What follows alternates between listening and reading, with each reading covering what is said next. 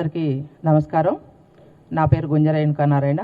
నేను వడ్డెర corporation chairperson మాట్లాడుతున్నా. ఈ మధ్యకాలంలో మనం చూసినట్టయితే కొన్ని పత్రికలు, కొన్ని మీడియా ఛానళ్ళు మాత్రం కాంగ్రెస్ పార్టీ చేస్తున్న దాన్ని ఓర్వలేక, మా సీఎం గారు రేవంత్ రెడ్డి గారు చేస్తున్న అభివృద్ధిని చూసి ఓర్వలేక కొంత ఏదన్నా చిన్న ఎలిగేషన్ రాగానే యూట్యూబ్లల్లా, సోషల్ మీడియాలల్లా పదే పదే పదే పదే చూయించిందే 10 సార్లు చూపిస్తూ ఉన్నారు. అంటే 10 సంవత్సరాలు టీఆర్ఎస్ గవర్నమెంట్లో వాళ్ళు ఏదన్నా ఘోరంతా చేసి కొండంతా చూపించుకున్నారు. కాళేశ్వరం కానివ్వండి, ఇంకా ఇతరత్ర ఏవైనా కానివ్వండి. కానీ ఆ రోజేమో వాళ్ళది మేము ఈరోజు కొండంతా చేస్తే మేము ఘోరంతా కూడా చెప్పుకోలేకపోతున్నాం. మరి అది మా పొరపాటనే మేము అనుకుంటున్నాం.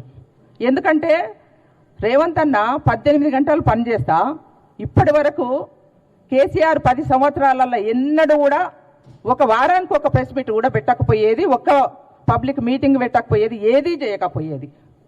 వాళ్ళ సొంత డబ్బే వాళ్ళు కొట్టుకునేది. కానీ ఇప్పుడు రేవంత్ రెడ్డి గారు పొద్దున్న లేస్తే ప్రతిరోజు ఏదో ఒక కార్యక్రమం చేస్తూనే ఉన్నారు. అది మీకు తెలుసు, మాకు తెలుసు.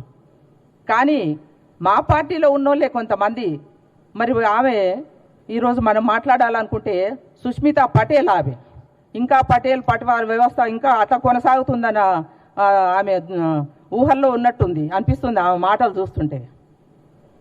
అమ్మ, నువ్వు కొండ అనేది ఒకటి పక్కన పెట్టుకుంటే కనీసం నువ్వు సొంతంగా వార్డు నెంబర్ గెలిచి ఈరోజు వచ్చి సీఎం గారు జెడ్పీటీసీ కాంచి మొదలు పెట్టుకుంటే ఎమ్మెల్సీ, తర్వాత MP, Congress party working president చేసి మళ్ళీ తర్వాత పీసీసీ కూడా అయ్యి ఈరోజు ముఖ్యమంత్రి అయ్యారు. వారి స్థాయి ఏడా, నీ స్థాయి ఏడమ్మా?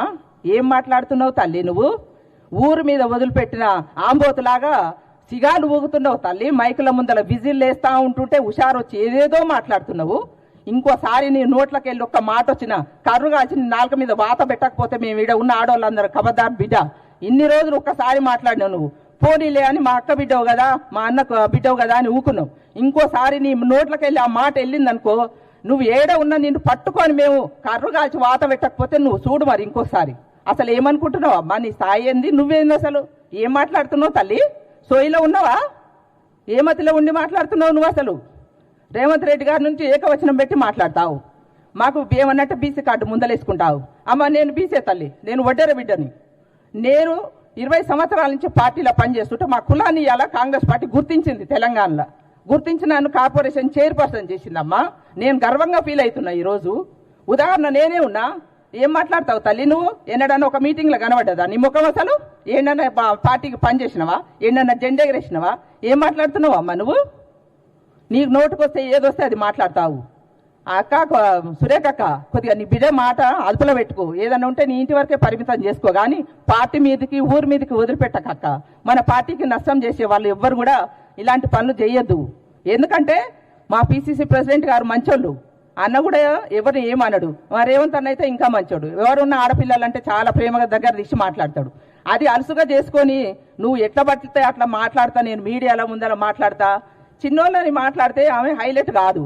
ఎందుకంటే ఏకంగా ముఖ్యమంత్రికి యాదవ్ పెట్టింది ఆమె. వాడినే మరే గెలవలేదు తల్లి. నువ్వు ముఖ్యమంత్రి గారి గురించి మాట్లాడే అర్హత ఉందా నీకు అసలు?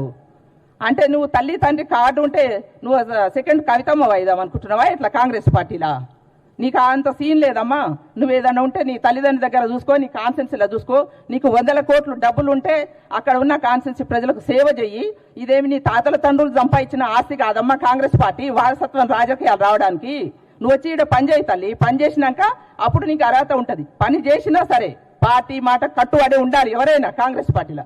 అంతేగాని మాకు నోరుంది కదా, మాకు మా తల్లిదండ్రులు ఆస్తిపరులు, మాకు పదవులు ఉన్నాయి కదా, అసలు ఎన్ని నువ్వు తిరగని పార్టీ ఏది ఉందమ్మా చెప్పు? మళ్ళీ మాట్లాడాలంటే అసలు మేము అనకూడదు మా సొంత పార్టీ వాళ్ళని. కానీ ఉన్న పార్టీలన్నీ, తెలంగాణలో ఉన్న పార్టీలన్నీ ఊడ్చబెట్టుకోవచ్చు. ఈడ కూర్చున్నావు నువ్వు. 10 సంవత్సరాలు పార్టీ అధికారంలో లేనప్పుడు మేము అన్న ఎంత కష్టపడ్డాడు. పాదయాత్ర నుంచి మొదలు పెట్టుకుంటే ఎన్నో కష్టాలు పడ్డాడు. అప్పుడు నువ్వు ఎక్కడున్నావు తల్లి? అప్పుడు ఎందుకో మాట్లాడవైతివి. టీఆర్ఎస్ వాళ్ళు మాట్లాడుతుంటే నువ్వు ఎందుకు మాట్లాడేది ఆ రోజు? ఇవాళ అధికారంలోకి వచ్చినాక నువ్వు ఒక్కసారి ఏదో మాట్లాడినావంటే పోనీలే అని ఊకున్నారు చిన్నపిల్లని. కానీ నువ్వు ఎప్పుడూ అదే మాట్లాడుతా అంటే ఎవరు ఊకోరమ్మా. గుర్తుపెట్టుకో తల్లి. నీ ఆ స్థాయి ఏందో నీ స్థాయి తెలుసుకొనే మాట్లాడు. నువ్వు చిన్నపిల్లవు, ఇంకా నీకేం తెలియనట్టుంది రాజకీయాలంటే ఏందో. ఏదో మా అయ్యా అమ్మ మంచిగా నాకు రాజకీయాలు అప్పనంగా వచ్చినాయి, నేనే చేస్తా, మా నాయనకు ఎమ్మెల్సీ ఇస్తాని ప్రమాణం చేసిండ్రు, అది ఇదని చెప్తున్నావు. రాజకీయంలో ఉన్నప్పుడు సర్దుబాట్లు ఉంటాయి. దాన్ని బట్టి మాట ఇస్తే కొన్ని మాటలు నిలబెట్టుకుంటారు, కొన్ని వెనక ముందు అవుతాయి. దానికి ఓపికతోటి చూడాలి అంతే తప్పితే ఇదేదో నీ అబ్బా ఆస్తి నీ అమ్మ ఆస్తి అనుకొని నువ్వు దానికి నాకే వస్తుంది, నేను 20 ఏళ్ళు కూడా నేను ఎమ్మెల్యే అయితే అమ్మ ఎట్లయితావు తల్లి? ఫస్ట్ వాళ్ళ కార్డు లేకుండా నీ అత్తగారు ఎవరో వాళ్ళ కార్డు ఏందో చూసుకొని నువ్వు ఫస్ట్ అక్కడ వార్డు నెంబరో లేకపోతే ఎంపీ జడ్పీటీసీ ఒక అమ్మ తర్వాత వచ్చి అప్పుడు ఎమ్మెల్యే అవుతావని చెప్దు. కానీ ఏదో పోనీ లేని ఊకుంటారు కాంగ్రెస్ పార్టీ వాళ్ళు మంచోళ్ళు కాబట్టి. ఏదో మగవాళ్ళు అందరూ మాట్లాడుతున్నారులే, వాళ్ళని ఏమనట్లేరు, ఆడమనిషిని నేను కూడా మాట్లాడితే నన్ను కూడా ఏమనర్లే అని అనుకుంటున్నావేమో. కానీ వాళ్ళు ఏదన్నా ఉంటే పార్టీ అధిష్టానం చూసుకుంటుంది. అమ్మా నీకు మాట్లాడాలనిపిస్తే నువ్వు క్రమశిక్షణ కలిగిన కాంగ్రెస్ పార్టీ కార్యకర్తవైతే నువ్వు పోయి రేవంత్ అన్నతో మాట్లాడు, లేకపోతే ఇంకెవరితోటైనా మాట్లాడు. నువ్వు కావాలంటే నువ్వు రాహుల్ గాంధీ సోనియా గాంధీ గారి దగ్గర పోయి కూడా మాట్లాడుకో, నీకు అన్నీ తెలుసు కదా. కానీ అంతేగాని నువ్వు పార్టీ పరువు తీసే మాటలు మాట్లాడతా నువ్వేమన్నా ఈడ బ్లాక్ మెయిల్ రాజకీయాలు చేస్తా అంటే ఈడ ఎవ్వడు భయపడేటోడు లేడు. ప్రతి ఒక్కరు కాంగ్రెస్ పార్టీ కష్టపడి మేము ఈ స్థాయికి వచ్చి ఈడ కూర్చున్నావు. నీకేమక్కుందని మాట్లాడుతున్నావు. నువ్వు ఇలా నీ స్థాయి ఏందో తెలుసుకొని మాట్లాడు. ఇంకోసారి నీ నోట్లోకి వెళ్ళి ఆ మాట వచ్చిందంటే నువ్వు ఏడ ఉన్నా మేమందరం వచ్చి నీ సంగతి చెప్తాం, గుర్తుపెట్టుకో.